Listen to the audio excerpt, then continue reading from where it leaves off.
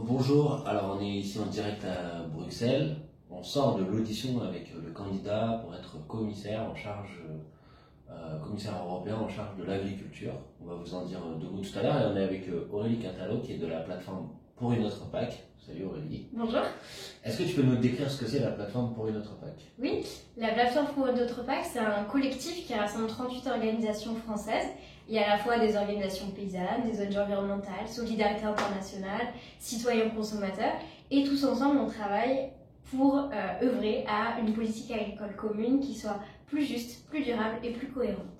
D'accord, super, merci. Alors, la PAC, c'est un des sujets majeurs de ce début de mandature ici au Parlement européen. Il faut savoir qu'il y a eu un projet de réforme de la politique agricole commune qui a été travaillé dans la mandature précédente, mais qui n'a pas été voté au Parlement européen avant les dernières élections. Et donc, la question est encore sur la table aujourd'hui. Et ce qui semble se profiler, c'est qu'on va pouvoir rediscuter de ce projet de PAC. Donc c'est un travail qu'on va avoir à faire nous. Vous, quel est votre regard sur aujourd'hui le projet de PAC tel qu'il est sur la table et tel que certains considèrent qu'il est d'ores et déjà acceptable? Alors, le projet de PAC qui est sur la table, il est surtout caractérisé par un nouveau modèle de gouvernance que la Commission européenne elle a proposé. Ça s'appelle un nouveau modèle de mise en œuvre. Et ce nouveau modèle de mise en œuvre, il présente un danger, c'est qu'il y ait une course au moins 10 ans entre les États membres. Qu'un État membre n'ait pas l'ambition ou le courage politique de faire plus en matière de répartition sociale des aides, par exemple, ou en matière d'environnement, parce que le voisin ne va pas faire plus non plus. Et là, pour l'instant, on craint un peu qu'il n'y ait pas les garanties au niveau européen pour s'assurer que chaque État membre va bien avoir une réelle ambition sur les différents enjeux de la réforme. D'accord, ça c'est on va dire l'approche un peu générale. Après, bon, vous avez fait un gros travail d'analyse technique des différentes dispositions qui sont proposées. On essaiera de vous faire savoir un peu plus, mais sur la répartition des aides entre les petites et les grandes exploitations, sur les mesures environnementales. Il y a beaucoup de choses à dire sur le projet de PAC. Si vous aviez une ou deux, trois contre-propositions ou propositions qui vous semblent absentes du projet tel qu'il est aujourd'hui, sur lesquelles c'est important de travailler, ça serait quoi? Alors, une des grandes mesures, c'est que nous, on estime que l'outil phare qui existe aujourd'hui dans la PAC et qui malheureusement risque d'être reconduit, qui s'appelle les paiements découplés, ce sont les aides à l'hectare, nous on estime que ce n'est pas une mesure pertinente et donc on voudrait que progressivement le budget de ces mesures-là soit diminué pour utiliser cet argent pour le flécher sur des mesures qui, elles, sont pertinentes, comme par exemple l'accompagnement des agriculteurs dans leur transition agroécologique. Ça, ce serait quelque chose de très important pour nous. Ensuite, citons un autre exemple de mesure.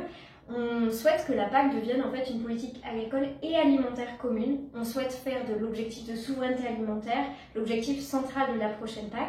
Et pour ça, un exemple, on pourrait utiliser une aide qui s'appelle les aides couplées, c'est-à-dire des aides qui vont à certaines productions en particulier, pour les flécher vers des productions qui sont saines et déficitaires aujourd'hui, comme par exemple les fruits et légumes frais qui bénéficient très peu des aides de la PAC. Ok, super, donc il y a beaucoup de travail, manifestement. Là, on sort de l'audition, tu as pu y assister, nous aussi, du candidat pour être commissaire européen en charge de l'agriculture. T'en as pensé quoi? Bon, c'est un candidat commissaire qui a envie de plaire à son public et qui est d'accord avec beaucoup de choses qui sont proposées, qui sur le papier affichent une ambition pour protéger les agriculteurs dans les accords de libre-échange, pour faire plus pour l'environnement, plus pour le bien-être animal. Donc ça, sur le papier, nous, on prend note et on sera là pour s'assurer qu'il atteint bien ces ambitions-là. Un point de vigilance quand même sur sa prédisposition à accorder beaucoup de flexibilité aux États membres, parce qu'on a besoin d'une Commission européenne qui soit stricte et ferme sur ce qu'elle va valider des plans des États membres pour la prochaine PAC. S'il n'y a pas un gendarme européen qui est fort, on aura des ambitions très disparates en fonction des États membres, et ça serait néfaste vraiment pour la prochaine PAC. Donc attention à ce côté en faveur de la flexibilité. Ok, merci beaucoup. Merci pour ces explications, ces informations. C'est un sujet complexe. La PAC, c'est toujours un peu technique, difficile, mais c'est un sujet très important. C'est le premier budget européen pour la France. C'est un enjeu de souveraineté alimentaire, c'est un enjeu de conditions de vie des agricultrices et des agriculteurs, c'est un enjeu de respect de l'environnement, de la santé, du bien-être animal. C'est des grandes questions qui sont posées, qui ne concernent pas seulement les agricultrices et les agriculteurs.